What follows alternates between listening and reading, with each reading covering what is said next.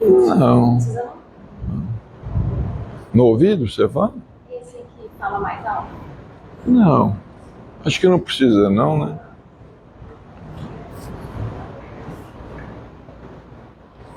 Bem, então vamos iniciar, não é? Na semana passada nós estudamos aqui de O Livro dos Espíritos o instinto e a inteligência. E tivemos algumas informações preciosas. Mas vejamos, o Livro dos Espíritos, ele foi publicado em 1857. Em 1858, Kardec publica a Gênese. Quase que 10 anos, praticamente, 10 anos depois, ele publicou a Gênese. Ele desencarnaria no ano seguinte, em março de 1869, e aqui em A Gênese, no capítulo 3º, O Bem e o Mal, ele publica também um estudo sobre o instinto e a inteligência, depois de 10 anos. Então nós temos aqui em A Gênese algumas observações interessantes. Estávamos conversando com um amigo sobre a questão do instinto e da inteligência, e ele usou uma imagem muito inteligente, muito curiosa. A imagem de um computador. Ou seja, é como se nós fôssemos um computador. Um computador cuja origem é divina. A nossa origem é a de um computador divino. Interessante que o computador vem com alguns programas. Ele já vem com alguns programas, o computador, não é? É o instinto.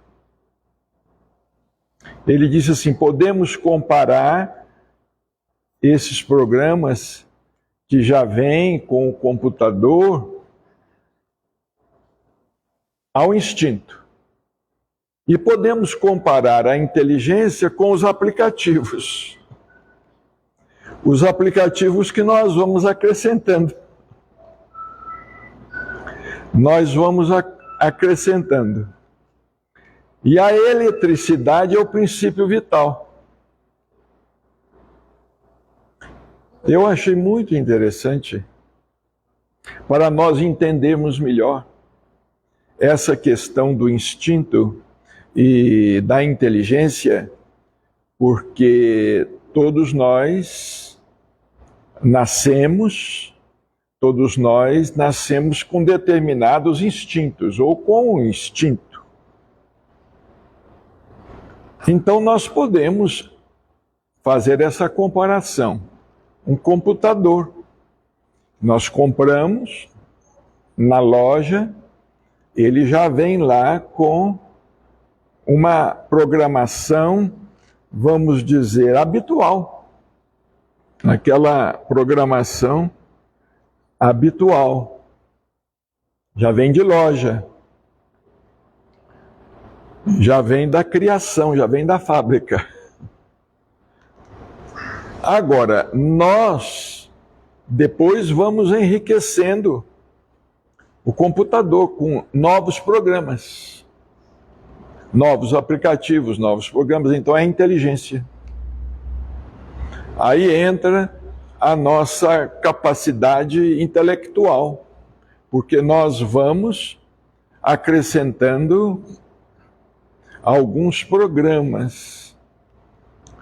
E realmente o princípio vital da vitalidade, porque o computador, ao mesmo tempo em que está morto, está vivo. O princípio vital é a eletricidade, que coloca o computador para funcionar, porque se não ligarmos o computador na eletricidade, ele é uma máquina parada, estática. Então nós somos assim. O princípio inteligente, ou a mônada, ela pode ser comparada a um computador.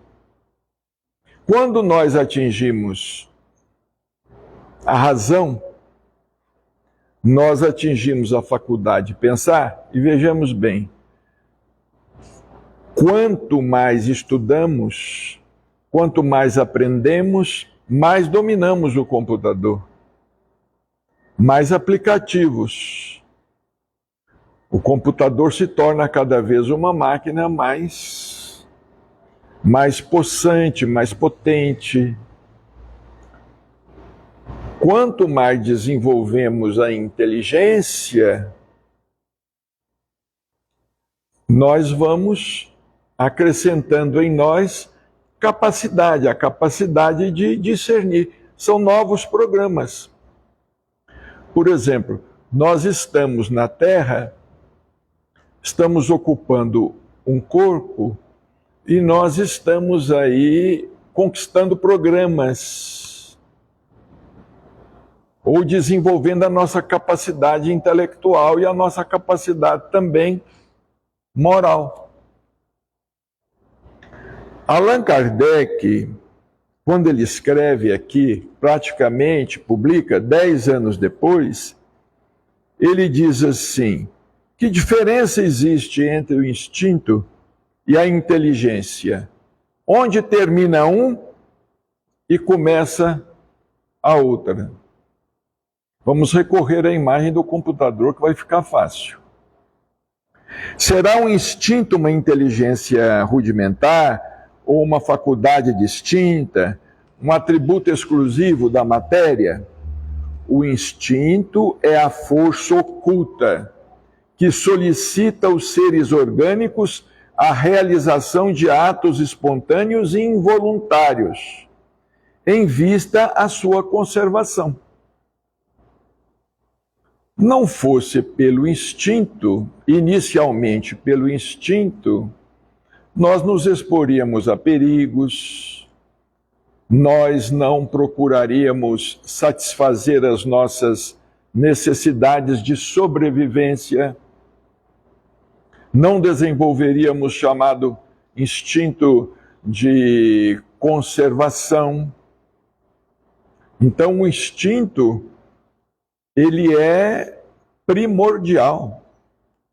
Vejamos nos reinos inferiores da natureza, como os reinos inferiores, considerados assim, reinos inferiores, como eles se defendem, como eles se preservam, como eles são interdependentes, eles se autodefendem e ao mesmo tempo se defendem.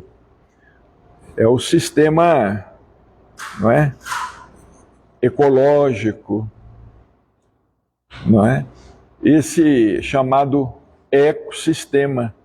E quando há qualquer desequilíbrio, qualquer perturbação, afeta tudo.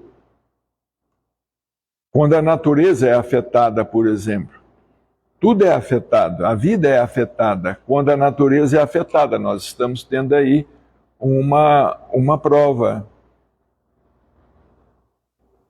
Então vejamos como o instinto é importante. Sem o instinto, inicialmente, não haveria vida. A vida não se preservaria. Não haveria reprodução das espécies. No entanto, além da reprodução das espécies, as espécies elas se selecionam entre si. A questão da seleção das espécies.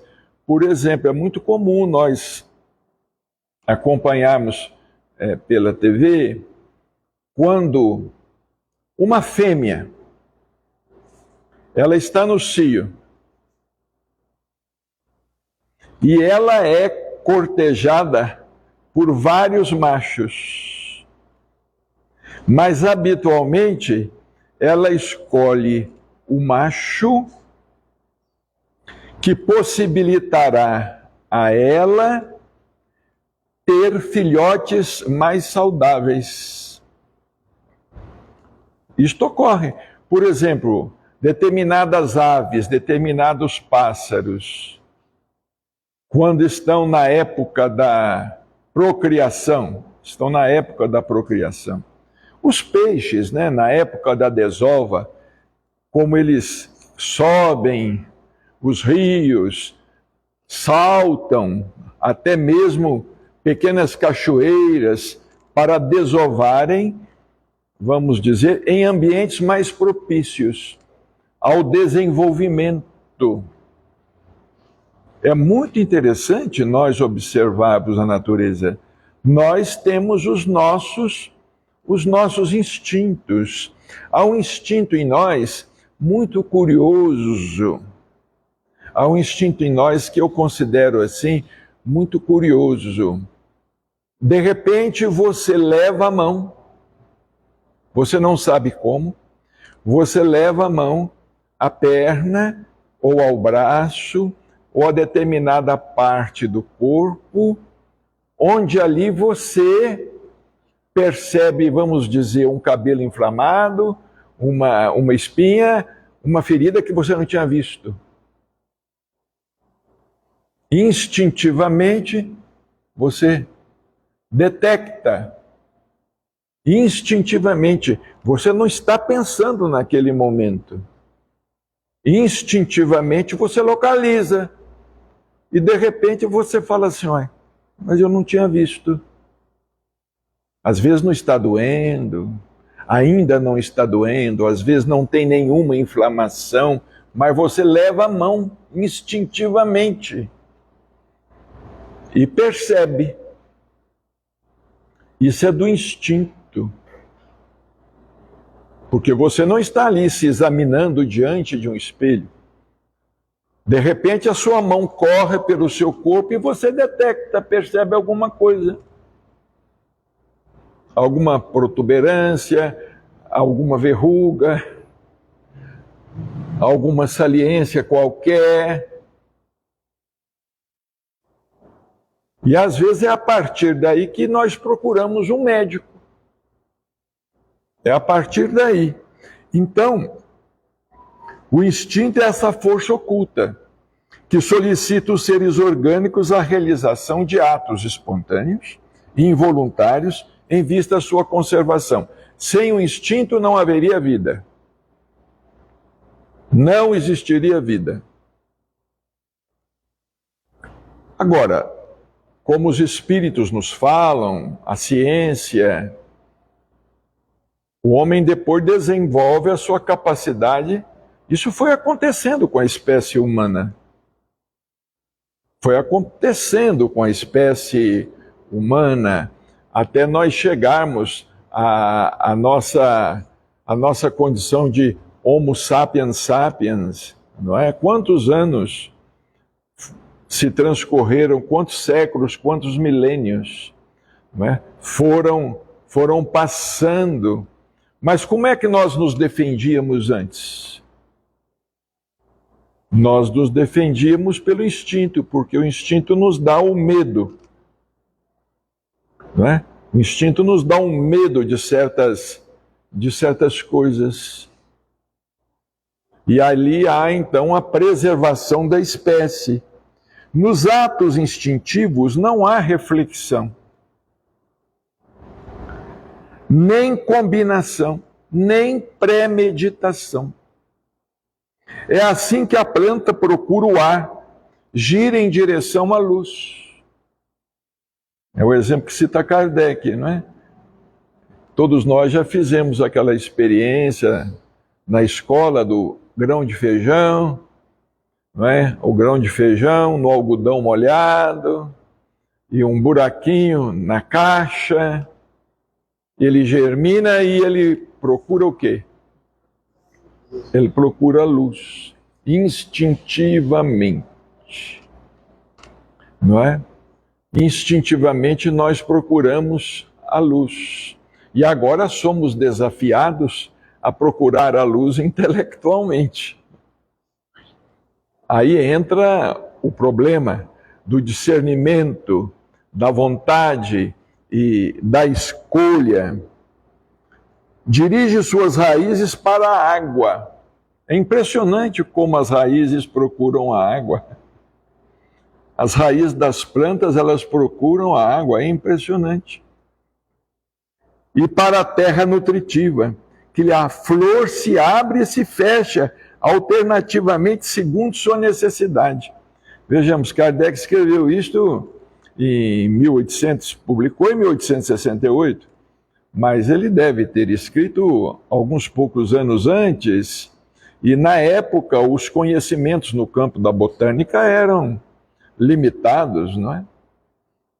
Os conhecimentos no campo da ciência, da botânica, da genética, eram limitados. Hoje os conhecimentos da ciência são muito mais amplos. Que as plantas tepradeiras se enrolam em torno de seu apoio, ou se enrosta com suas gavinhas. É pelo instinto que os animais são advertidos do que lhes é útil ou prejudicial. O animal, por exemplo, não bebe água de um poço envenenado. Ele não bebe água. É interessante isto. Quando ocorreu alguns anos atrás, um grande tsunami, vocês se recordam? Foi no Japão, não é? E também no outro país, um grande tsunami. Os animais perceberam muito antes dos humanos e começaram a fugir. Começaram a se afastar do mar. Os elefantes, os cavalos, os cães, eles perceberam muito antes e começaram a fugir. Isso é pelo instinto. Os homens não haviam ainda detectado, não haviam percebido que ia haver ali um terremoto, um maremoto, um tsunami, alguma coisa assim. E muitos continuaram por ali. Mas os animais perceberam. É pelo instinto que os animais são advertidos do que lhes é útil ou prejudicial. Que nas estações propícias se movimentam em direção aos climas propícios. Não é? As borboletas, as andorinhas, os bandos de aves. Por exemplo, eu já fiz uma observação, e vocês também já devem ter feito. Aqui na nossa região, nós não temos uma ave, um pássaro, chamado tesourinha. Tesourinha é como uma andorinha, que tem 2 rabos mais compridos, que parece uma tesoura. Quando as tesourinhas começam a aparecer por aqui, elas não vivem por aqui. Mas quando elas começam a aparecer por aqui, a estação das chuvas está próxima. Porque elas gostam de lugares assim mais úmidos e também encontram alimento com mais facilidade. É mais propício à reprodução. Na natureza, tudo é assim. É um instinto. Agora, quando nós adquirimos a inteligência, aí começa então o karma, não é? Começa o nosso problema, porque é a nossa faculdade de escolher. Aí começa o karma. Antes a gente vive sob o determinismo da lei, não é? Que nas estações propícias se movimentam em direção aos climas propícios, que sem lições preliminares constroem com mais ou menos arte, segundo as espécies, acomodações macias e abrigos para a sua descendência. Por exemplo, o João de Barro, como é que ele constrói a sua casinha? Ele, para construir a sua casinha, a porta de sua casa, ele levanta o bico. Ele levanta o bico molhado para ver a direção do vento. E segundo a direção do vento, ele constrói a sua casa. Porque ele nunca constrói a sua casa com a porta voltada para o vento ou para a chuva que há de vir com o vento, inundaria a casa. Inundaria a casa do João de Barro e afogaria os seus filhotes. Então, ele levanta o bico. Nós já tivemos oportunidade de ver nestes programas educativos. E ele, então, olha a direção do vento. E, de acordo com a direção do vento, ele constrói a sua casa. E assim é toda a natureza. Assim é toda a natureza.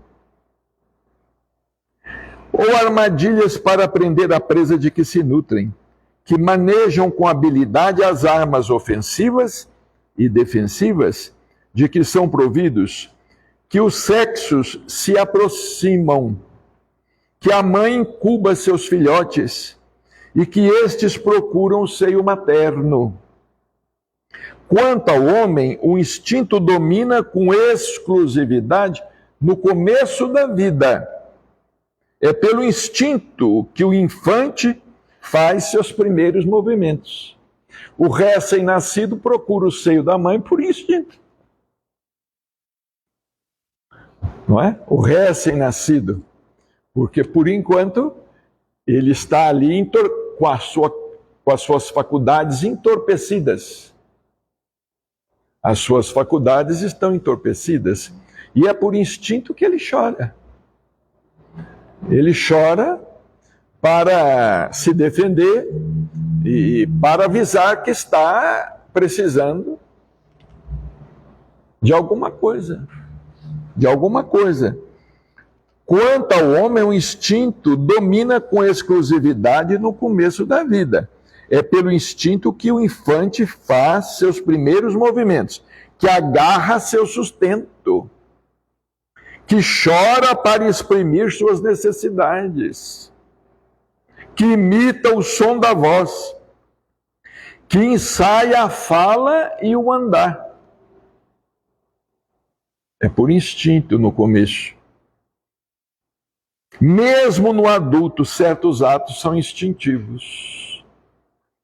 Os movimentos espontâneos para evitar um perigo, nós falamos aqui na semana passada, não é? De repente a gente leva a mão para defender os olhos, ou defender qualquer inconveniente, qualquer coisa que possa nos prejudicar, nós agimos instintivamente. Isso é conquista.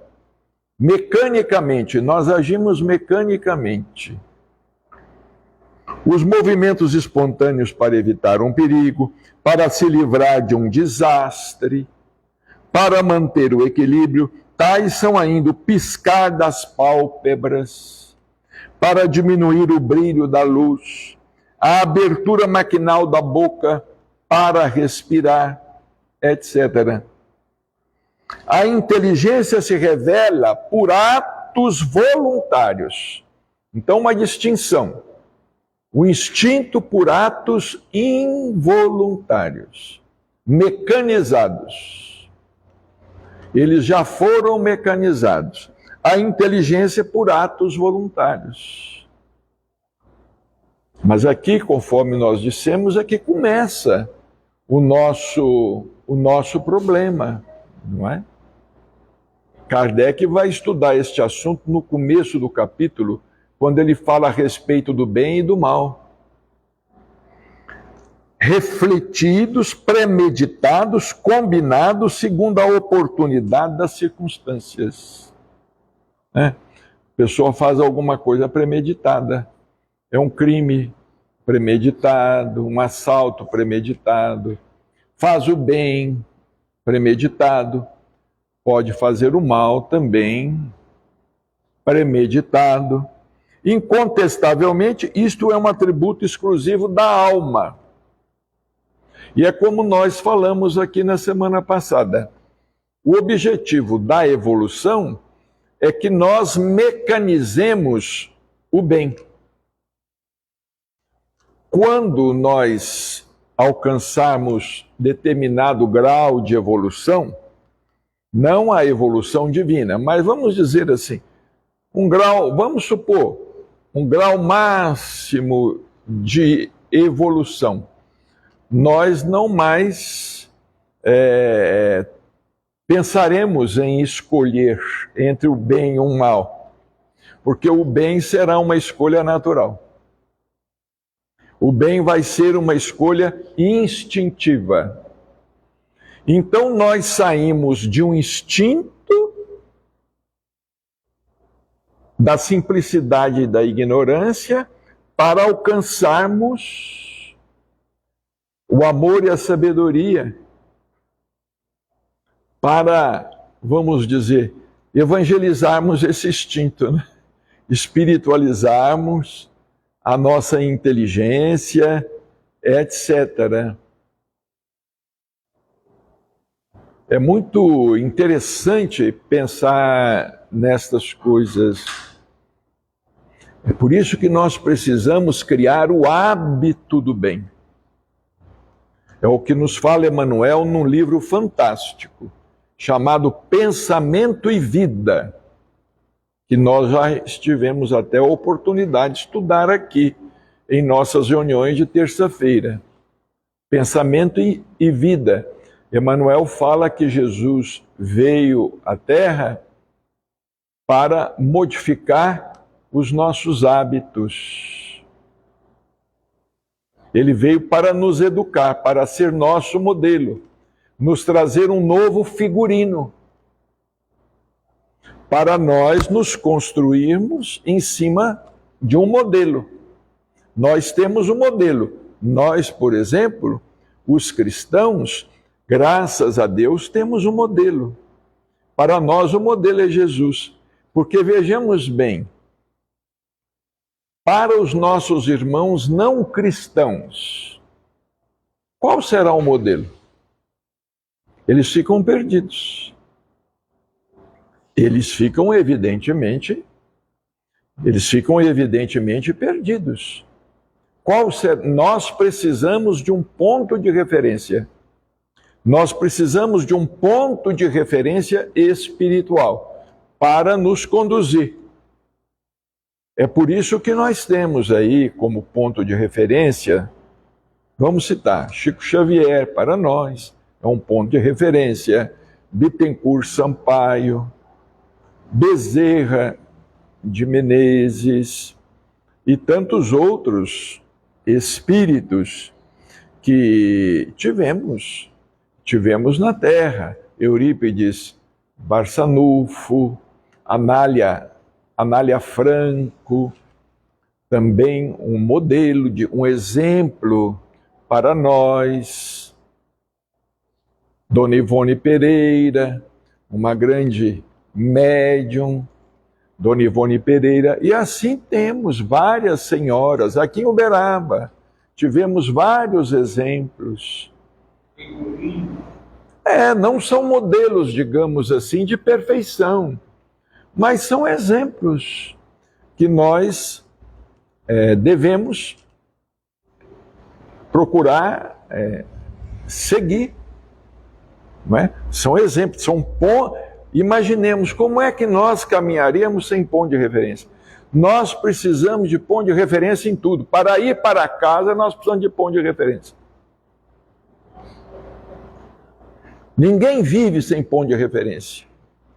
Sem ponto de referência, nós nos perdemos. Nós nos perderíamos. Sem ponto de referência material e muito mais sem ponto de referência moral.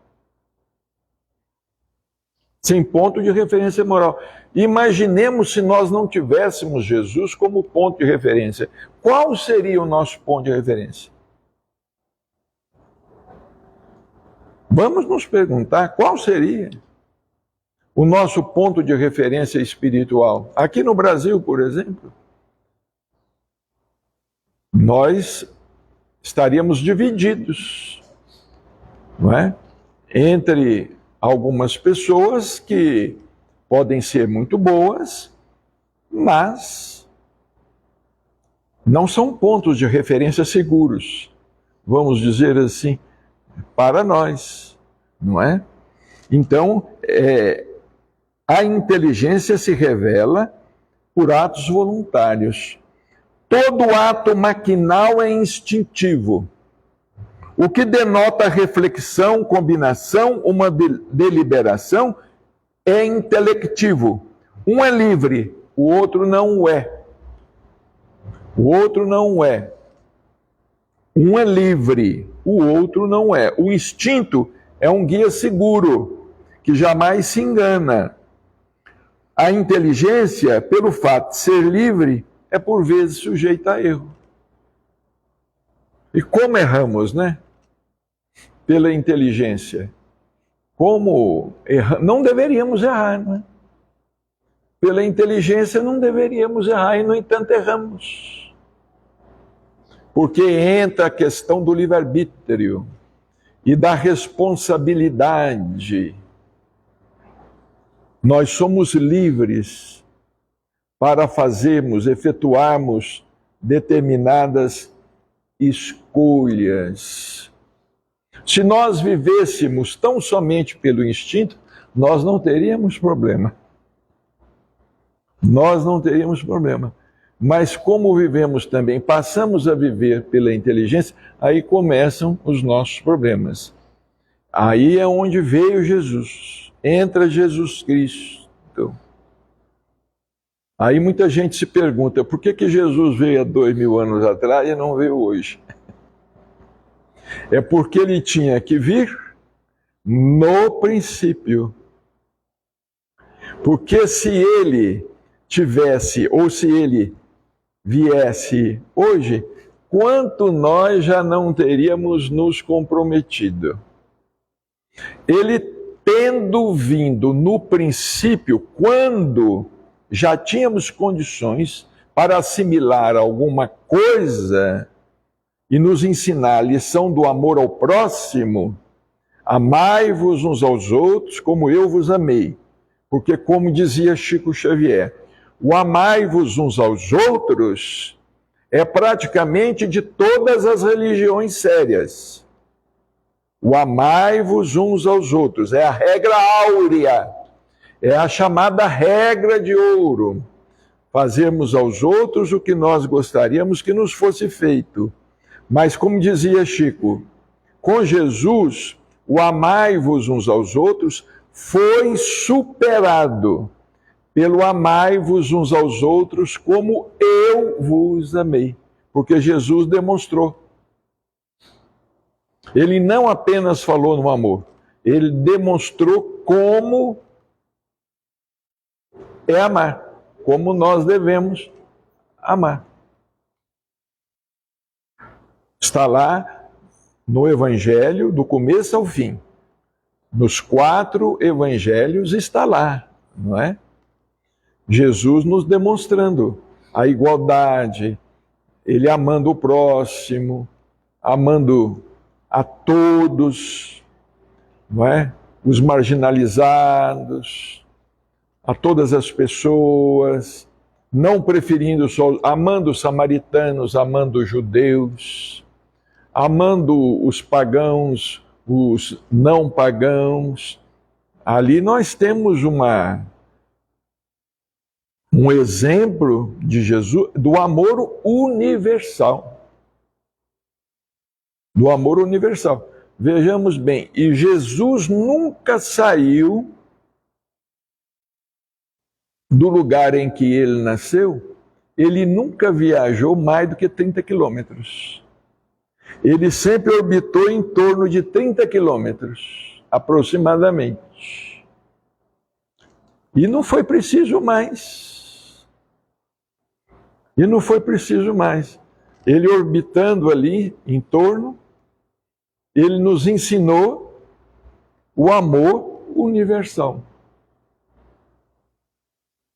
Porque Jesus não viajou o mundo, né? Ele ficava sempre ali, depois que ele veio do Egito, não é? Quando ele começou a sua missão, ele ficava na Judéia, naquelas cidades, em Jerusalém, Cafarnaum, Betsaida, Jericó, naquelas cidades pequenas, Nazaré, né? Naquelas cidades, num raio de aproximadamente 30 quilômetros, não é? Se o ato instintivo não tem o caráter do ato inteligente, não obstante revela uma causa inteligente, essencialmente previsora. Admitindo que o instinto tem sua fonte na matéria, será preciso admitir que a matéria é inteligente, e mesmo mais seguramente inteligente e previdente que a alma. Eis que o instinto não se engana jamais, ao passo que a inteligência não se engana. Então vejamos, a criação do ser, o instinto demonstra uma causa inteligente.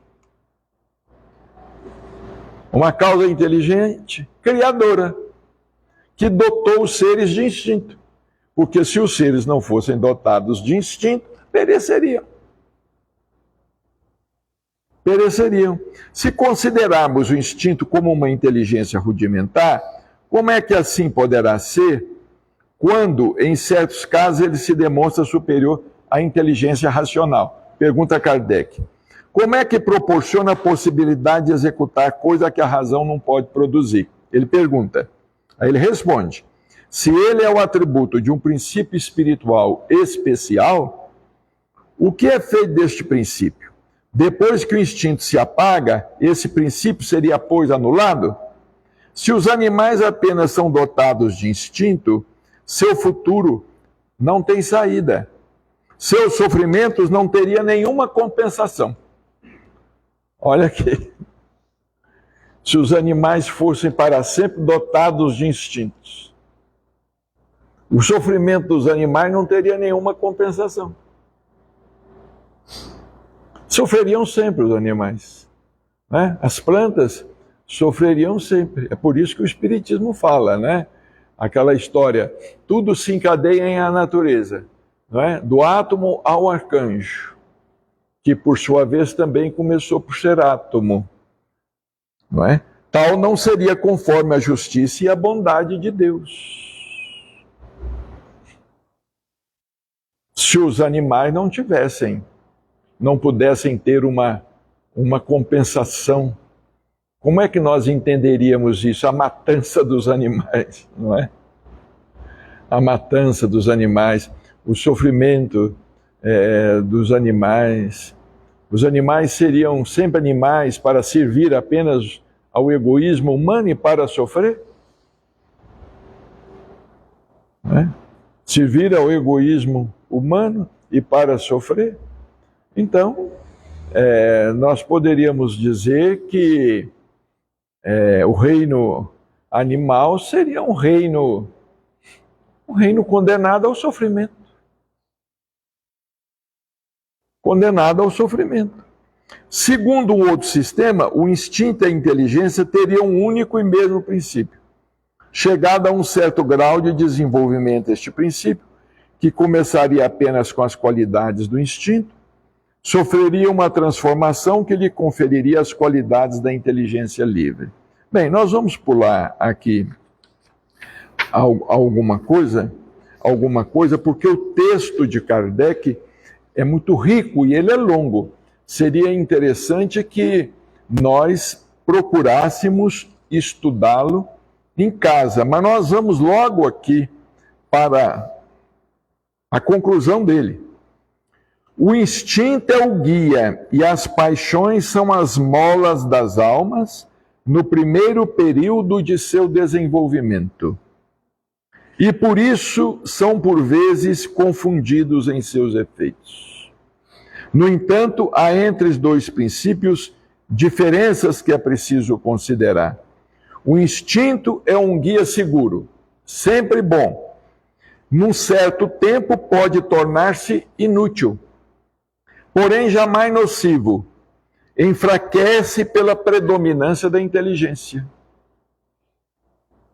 Nós ficamos apenas com os instintos essenciais. À medida que a inteligência vai predominando, ficamos com alguns instintos essenciais. As paixões, nas primeiras idades da alma, têm isso de comum com o instinto, que os seres são para elas solicitados por uma força igualmente inconsciente.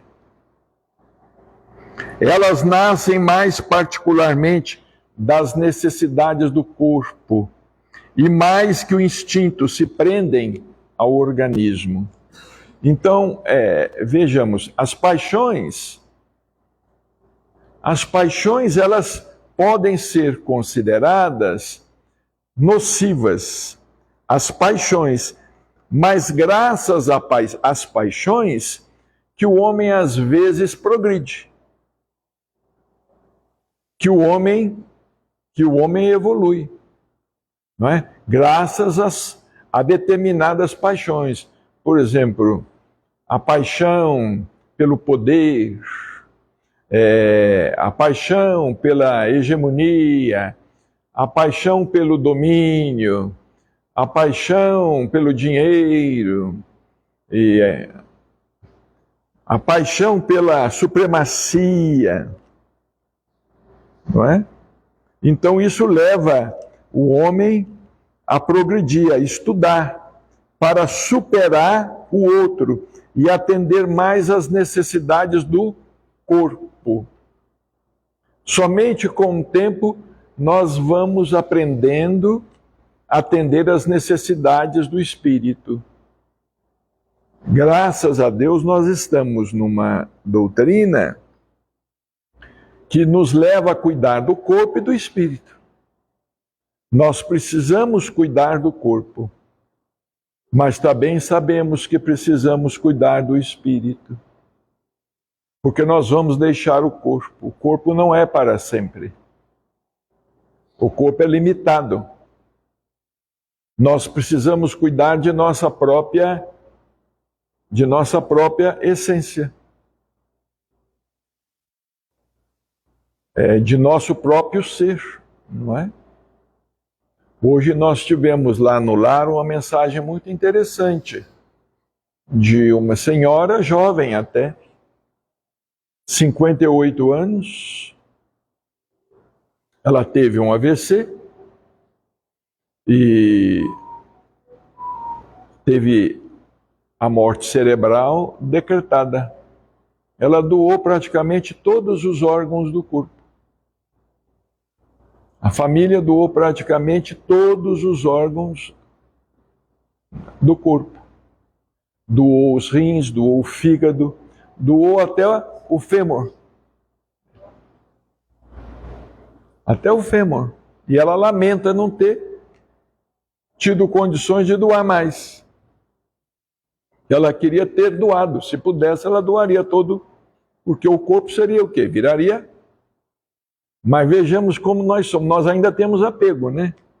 Quando alguém nos consulta sobre doação de órgãos, nós ainda ficamos assim, com o pé atrás.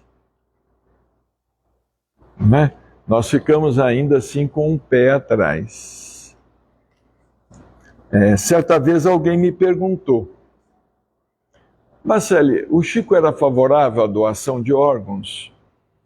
Eu disse, ele era favorável à doação de órgãos, mas ele não deixava de fazer certas advertências para a questão da comercialização. A questão da comercialização. Ele não deixava de fazer certas advertências. E ele fez constar na carteira de identidade dele, não doador de órgãos. Porque, por tratar-se de Chico Xavier, tem muita gente que ainda entende que a bondade, que a inteligência, que a mediunidade está no órgão. Que a mediunidade está no órgão.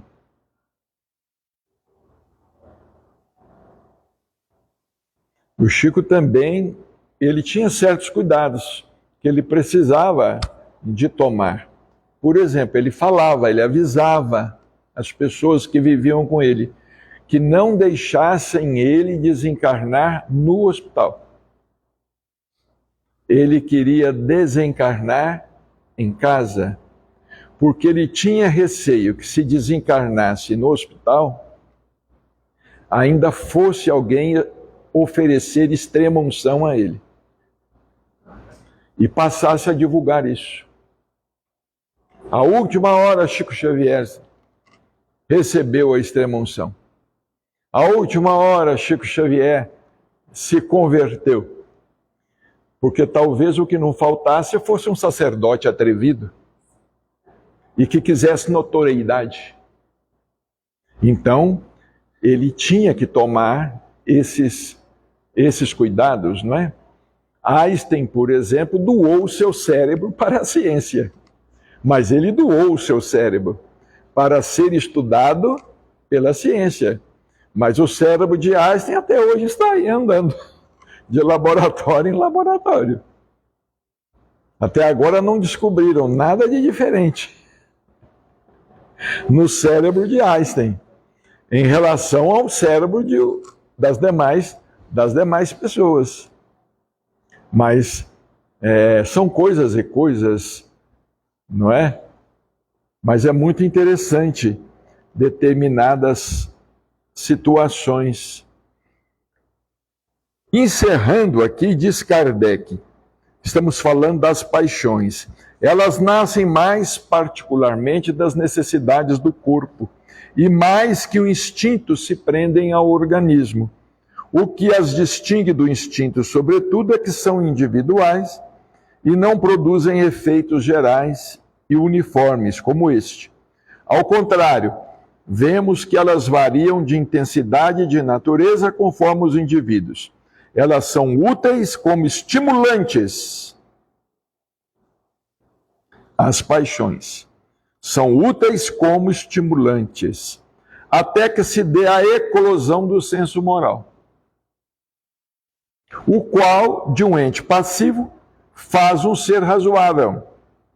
Nesse momento, elas se tornam não só inúteis, mas também prejudiciais ao progresso do espírito. Imaginemos se nós não controlássemos as nossas paixões. Não é? Se nós não controlássemos os nossos prazeres, não controlássemos as nossas inclinações que trazemos do passado. Nós também tivemos hoje lá no lar uma mensagem interessante de uma jovem que desencarnou com um tumor no útero. Eu prestei bem atenção no que ela disse, no que ela escreveu. Diz ela que consultou no mundo espiritual um ginecologista, um médico, e o ginecologista disse a ela que em seu útero perispiritual ainda havia sinais de que ela havia cometido muitos abortos em vidas passadas. E por isto ela teve câncer no útero.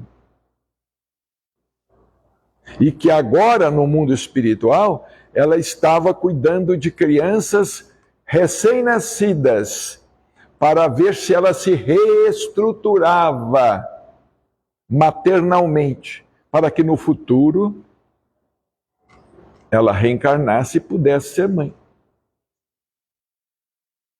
Ela não foi mãe, ela não pôde ser mãe. Ela desencarnou jovem, com 30 e poucos anos, com câncer no útero. Então ela falou isto na mensagem. Porque às vezes as mensagens trazem informações interessantes, não é?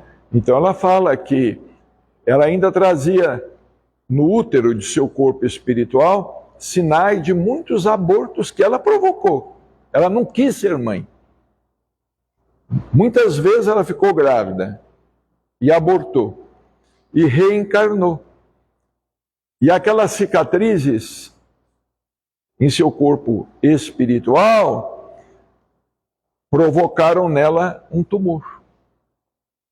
Aos 38 anos de idade, creio, 37, 38 anos de idade, ela desencarnou devido a um tumor no útero. É interessante essas coisas, não é? Elas se tornam não só inúteis, mas também prejudiciais ao progresso do espírito, de quem retardam a desmaterialização. Elas se enfraquecem com o desenvolvimento da razão. Então, à medida que nós vamos evoluindo, certas paixões vão deixando, por exemplo, a paixão por comer carne. Não é? É uma paixão. Comer carne. É comer cadáver.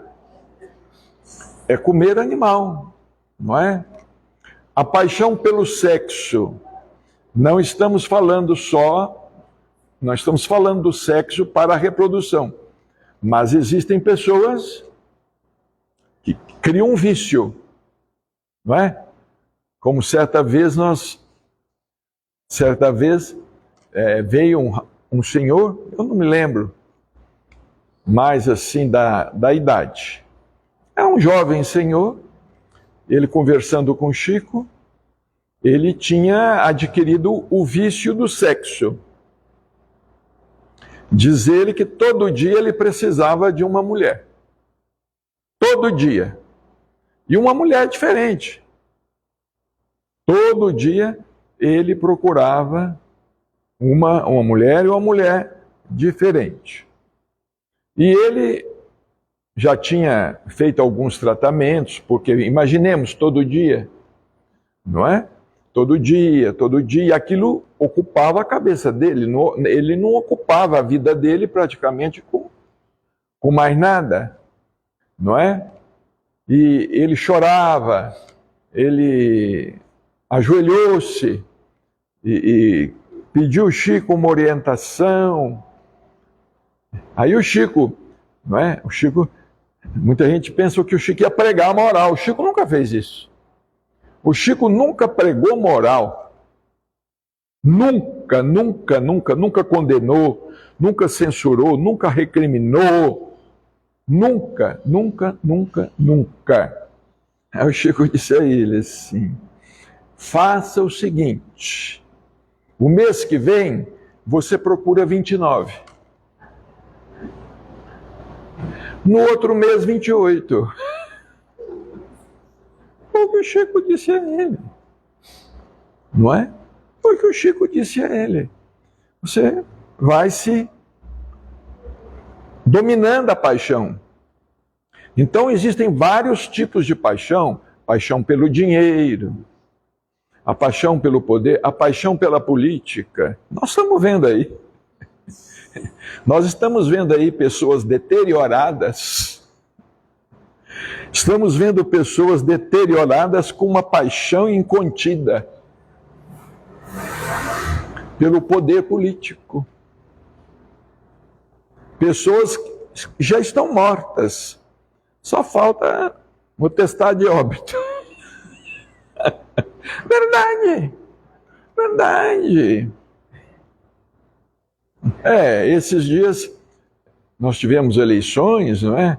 E eu não acompanho assim de perto nada, mas eu fui cortar cabelo e o meu cabeleireiro, ele sabe muita coisa. Então nós estávamos conversando, aí ele falou assim, fulano é pela 6ª vez. Fulano é pela 7ª vez. É pela 6ª vez. Teve não sei quanto, falava até o número de votos. Até é a paixão pelo poder. E a paixão pelo poder, às vezes, leva nós passarmos por cima até do que nós devemos preservar e valorizar. Nós sabemos que existem candidatos que colocam lá, médium fulano de tal, pedindo votos. Quer dizer, usa a condição espiritual para conseguir o que é material. E isso não deveria existir. Podia até realmente candidatar-se, mas não utilizar. Não é? Usar o que é espiritual, não é? Para conseguir o que é material. É o contrário, nós devemos usar o que é material para conseguir o que é espiritual. E não usar o espiritual para conseguir o que é material. Eu me recordo, só para encerrar, porque nessa vivência mediúnica, às vezes tem muita coisa, né? Há muitos anos atrás, lá no Pedro e Paulo, é um dos casos, né? Alguém entrou, nos procurou, desejava uma mensagem para inocentar alguém de um crime que tinha cometido. Chegou a falar claramente. Eu vim cá atrás de uma mensagem, porque sei que uma mensagem de Chico Xavier foi usada para isto, mas foi usada por iniciativa, Chico nem ficou sabendo, não é? Sei que uma mensagem de Chico Xavier foi aceita e eu vim cá para ver se o fulano escreve inocentando. E fazia determinadas propostas, né? Como diversas propostas pessoas inescrupulosas fazem. Pessoas que nada entendem, né? Querem obter as coisas, querem obter o material através do espiritual. E este é que o problema. É por isso que as paixões, se elas têm razão de serem em um ponto, chega num determinado ponto que elas passam a ser prejudiciais, quando não são mais controladas, quando não são dominadas, não é? Não são dominadas. Por exemplo, existem pessoas que, em nome da paixão, às vezes cometem suicídio.